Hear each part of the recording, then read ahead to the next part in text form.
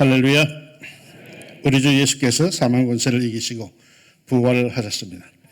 이 부활의 권세가 여러분에게 충만하기를 축원합니다. 오늘 흰 옷을 입은 분들이 여러분이 아마 보이실 겁니다. 오늘 길거리에 나가보면 흰 옷 입은 사람들 대부분이 다 부활의 현장, 교회 갔다 오는 사람들일 겁니다. 한국교회 전통에는 부활절은 권사님들이 되게 흰 옷을 입고 하나님께 나와 예배드리곤 했죠. 그 흰 옷 입은 부활의 여인의 원조가 마리아입니다. 오늘 부활의 현장에서 주인공으로 등장을 하죠. 마리아라고 하는 이름은 유대인의 사회에서는 아주 흔한 이름 중에 하나입니다. 그래서 성경에는 많은 마리아가 등장합니다. 막달라 마리아, 동정녀 마리아, 다른 마리아, 나사로의 누이 마리아. 그러기에 부활의 아침에도 여러 명의 마리아가 등장을 합니다. 막달라 마리아와 다른 마리아가 무덤을 보려고 왔더니 막달라 마리아와 야고보의 어머니 마리아와 또 살로메가 가죠. 이 여자들은 막달라 마리아와 요한나와 야고보의 모친 마리아라, 또 저희와 함께한 다른 여자들도 이상과 같이 공관복음서의 부활절 아침 기록을 보면은 예수님 무덤에 간 이들은 여러 마리아와 여인들이었던 걸 알 수가 있습니다. 그런데 오늘 본문인 요한복음을 보면은 즉 우리가 지난 한 주간 내내 순환의 현장의 목격자로 따라갔던 요한의 기록에 의하면 그날 무덤에 간 것은 막달라 마리아 혼자인 것 같이 보입니다. 공관복음서에도 계속 막달라 마리아는 빠지진 않습니다. 그런데 요한복음엔 특별히 막달라 마리아 외에는 다른 여인들은 등장하지를 않습니다. 어떻게 된 것일까요? 요한복음보다 훨씬 일찍 쓰인 마태, 마가, 누가복음서에는 다른 여인들, 다른 마리아들이 같이 갔다고 보고하는데 왜 요한복음에는 막달라 마리아만 혼자 등장을 할까요? 요한복음에도 사실은 막달라 마리아 혼자 무덤에 간 것이 아니라 동행이 여러 다른 여인들이 함께 갔었다는 사실을 암시하고 있습니다. 본문에 보면은 막달라 마리아는 무덤에 갔다가 무덤 문이 열린 것을 보고는 놀라서 베드로와 요한에게 달려갑니다. 그리고는 이렇게 보고합니다. 시몬 베드로와 예수께서 사랑하시던 그 다른 제자에게 달려가서 말하되 사람들이 주님을 무덤에서 가져다가 어디 두었는지 우리가 알지 못하겠다 하니. 누가 알지 못한다? 우리가. 그러니까 막달라 마리아 혼자가 아닙니다. 동행이 있었다라는 뜻입니다. 그런데 왜 1절에서는 막달라 마리아 혼자 한 것 같이 기록을 하고 있는 걸까요? 요한복음의 기록자, 현장의 목격자인 이 사도 요한은 그날 첫 부활의 새벽에 무덤에 간 이들은 여러 여인들이었다는 사실을 이미 알고 있었습니다. 당시에는 마태, 마가, 누가복음서가 20년, 30년 전에 먼저 기록이 되어서 이미 쫙 퍼져 있었어. 초대교회 교인들은 다 알고 있었습니다. 누가 거기에 처음에 갔었는지 말이죠. 그러기에 사도 요한은 이번에는 그들 중에 막달라 마리아를 콕 집어서 그를 초점으로 해서 주인공으로 삼아서 부활의 현장을 보고하고자 한 것입니다. 그러니까 요한복음 20장의 전반부는 막달라 마리아의 부활절입니다. 그러니 우리도 막달라 마리아의 심정으로 부활의 아침을 더듬어 봅시다. 참담한 심정으로 마리아는 무덤으로 가고 있었습니다. 참담했지만 그러나 그 참담함은 예수님을 향한 사랑을 넘어서지는 못하였습니다. 비록 예수님께서 돌아가셨지만 돌아가신 예수님의 시신에 자신의 정성을 담아드리고 가서 향을 들고 예수님의 무덤으로 가고 있었습니다.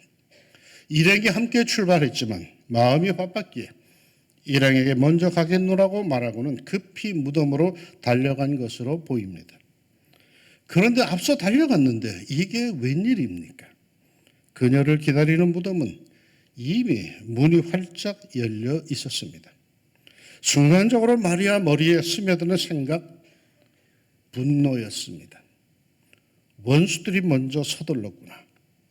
주님을 살해하고도 부족하여서 무덤을 약탈하여 주님의 시체를 가져갔구나.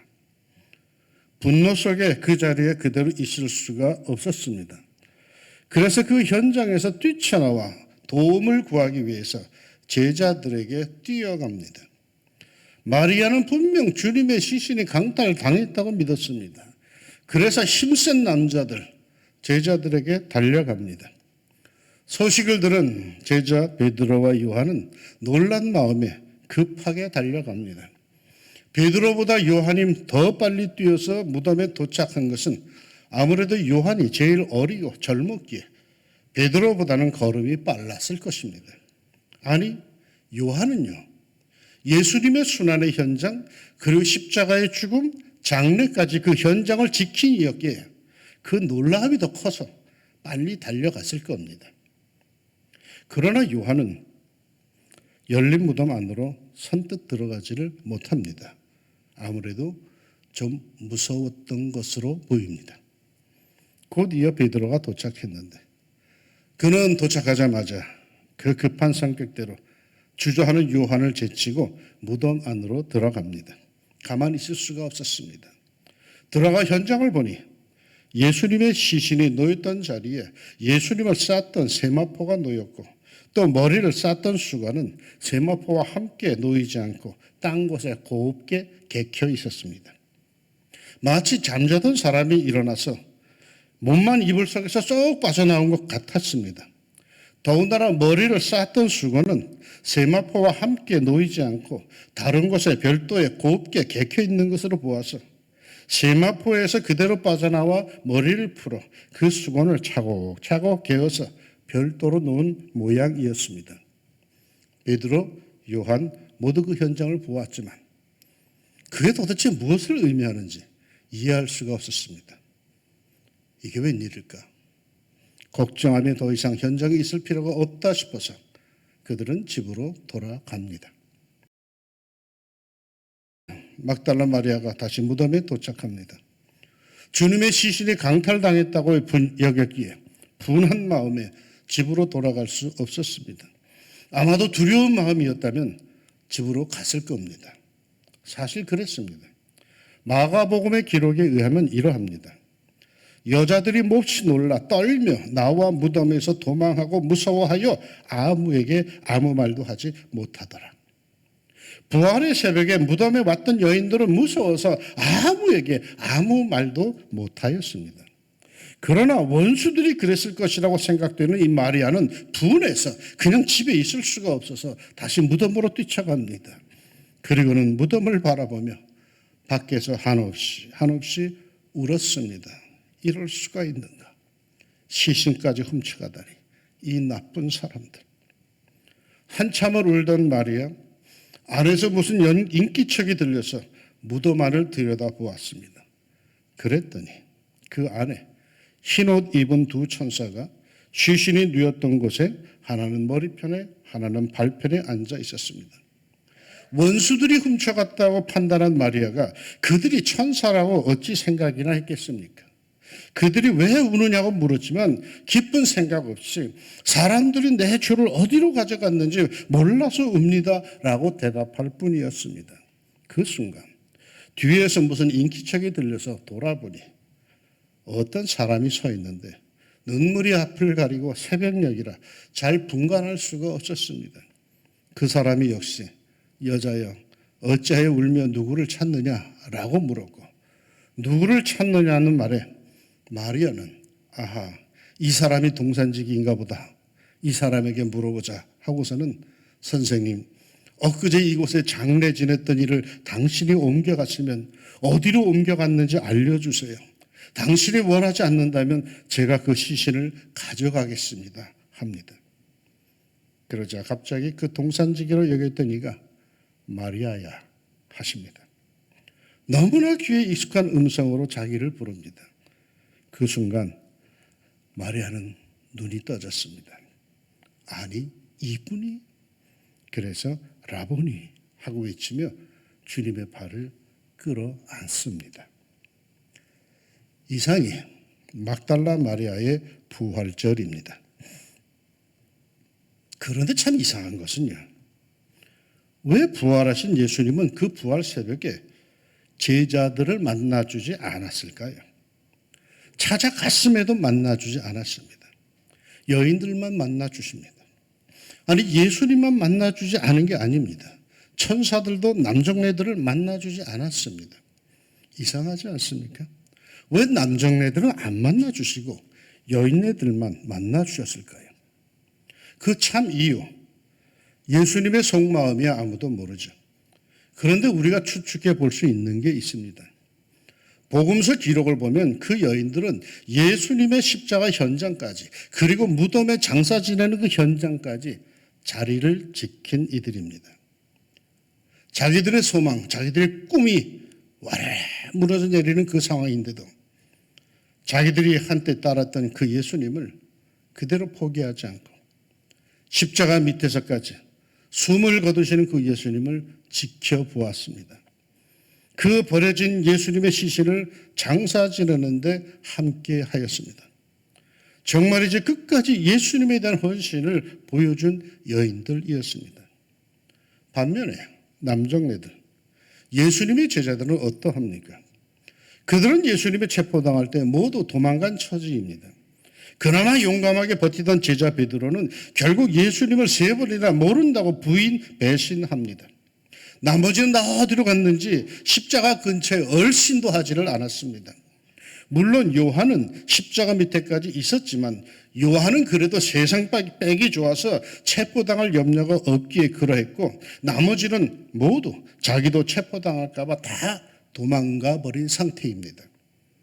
예수님께서 너희들이 나를 다 버릴 것이다 라고 했을 때 무슨 말씀을 그렇게 하십니까? 결코 그런 일은 없을 겁니다. 아니, 우리를 어떻게 보고 그렇게 말하십니까? 주님이 죽으시는 데까지 우리는 함께 할 겁니다.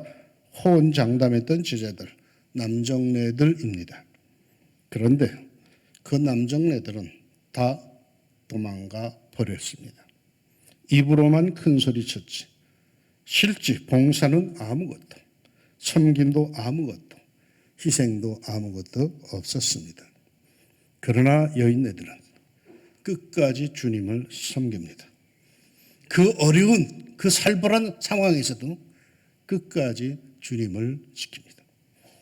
그러기에 주님은 그것이 눈물겹게 고마워서 그녀들을 무시할 수 없었을 것입니다. 물론 이건 제 생각입니다. 그러나 여러분, 이왕 믿음 생활하는 거 주님께서 감동받을 정도로 합시다. 대충 때우려고 하지 맙시다. 겨우 예배나 드리고 겨우 주어진 기도나 채우고 가자 겨우 그것보다는 주님이 감동하실 만한 믿음의 생활을 하는 사람, 주님이 결코 잊을 수 없는 헌신, 주님이 결코 무시할 수 없는 그런 순수한 섬김, 주님이 부담을 느낄 정도의 믿음 생활을 해봅시다. 그들을 결코 우리 주님은 외면하지 않으십니다. 보세요. 대충 하던 남정네들, 그 축복의 부활 아침 현장까지 찾아갔지만 주님은 만나주시지 않았습니다. 그러나 두려움 속에 무덤을 찾아갔던 여인네들, 주님께서 만나주시고 축복해 주십니다. 그 헌신과 그 사랑을 어찌 우리 주님이 외면하실 수 있었겠습니까? 그런데 한편으로 생각하니 실은 그게 다도 아닙니다.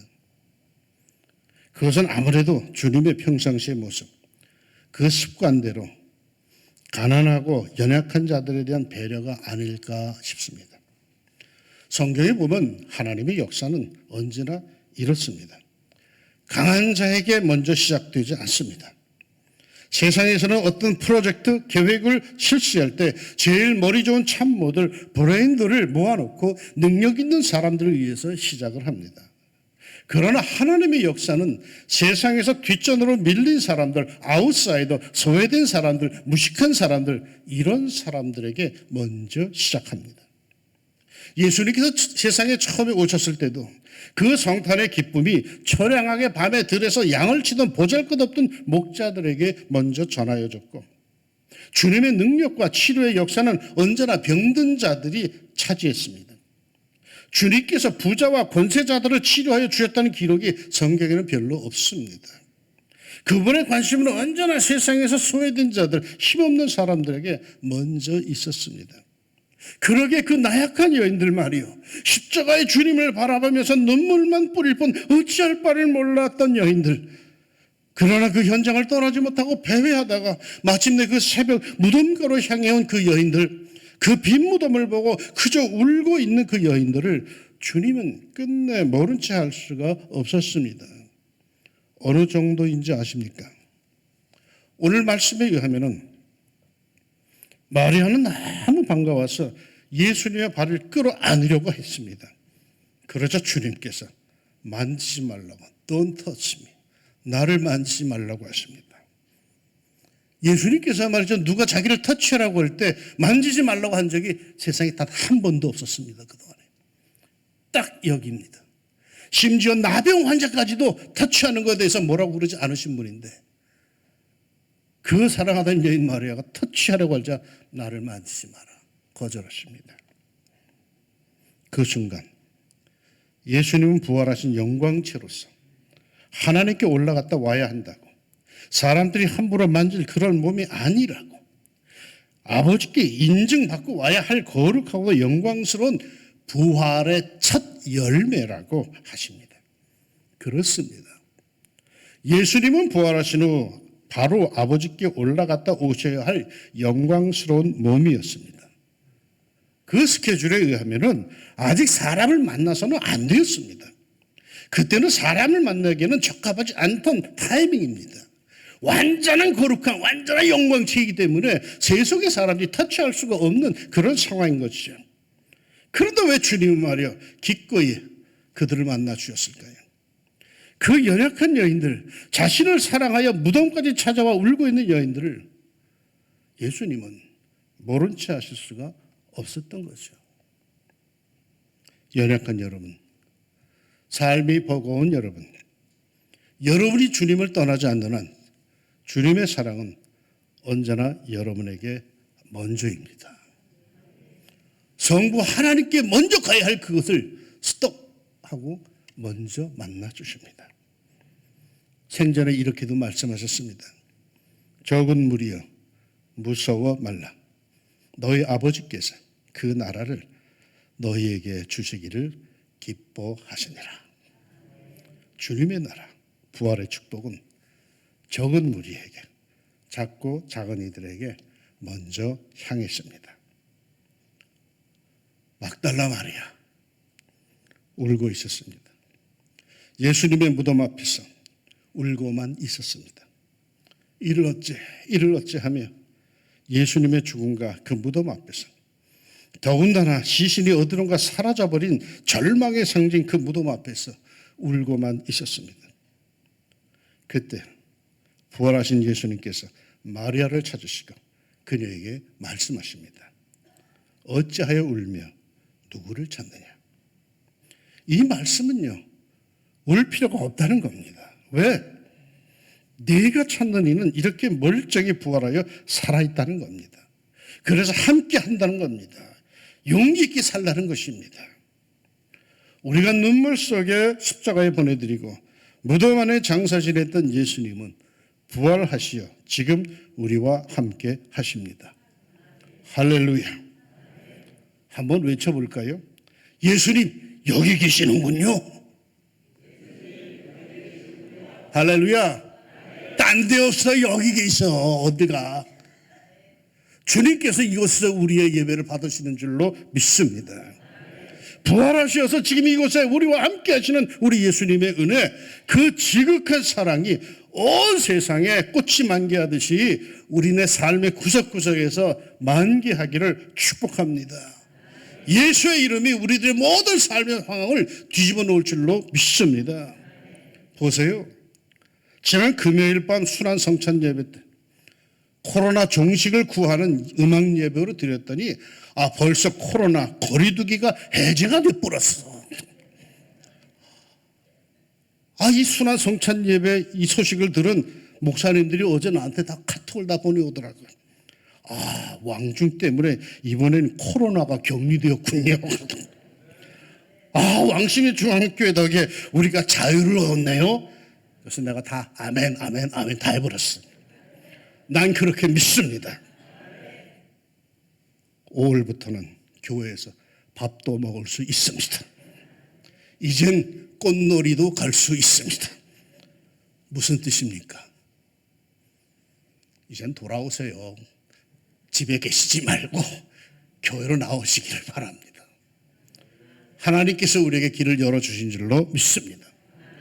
부활하셔서 이곳에 이 왕십리 중앙교회에서 우리와 함께 하시는 우리 예수님, 우리를 새롭게 하실 줄로 믿습니다. 부활하신 예수님과 동행하는 복된 우리 왕중 가족이 되기를 부활하신 예수님의 이름으로 축원합니다. 기도합시다. 주님, 우리는 그저 울고만 있었죠. 이를 어찌 하면서. 그런데 주님께서 이미 부활하셨고 이미 우리 옆에 와 계시고 어찌하여 울며 너 누구를 찾니? 너 왜 무덤을 향해 있니? 나를 보라고. 내가 네 삶 속에 함께 할 것이고 내가 너를 지켜줄 것이고 네가 어디로 가든지 내가 너를 도와줄 것이다고. 살아계신 주님께서 우리에게 이렇게 말씀해 주시는데 감사합니다. 주님, 낙심하지 않게 해주시옵소서. 마음이 비록 아프고 세상의 문제로 참 무너질 것 같아도 죽을 것만 같아도 너 어찌하여 울고 있니? 너 누구를 찾고 있니? 내가 여기 있다. 그 살아계신 예수님을 바라보고 마음에 다시 한번 용기를 내어서 그래, 주님이 나를 도와주시니 살아계신 예수님께서 나와 함께 하시니 내가 한번 다시 일어나야겠다. 부활의 역사를 사랑하는 성도들이 다 경험하게 하여 주시사 코로나도 이기고 다들 일어나 하나님께 영광 돌리는 사랑하는 왕중가족이 되게 하여 주옵소서. 예수님의 이름으로 기도합니다. 아멘.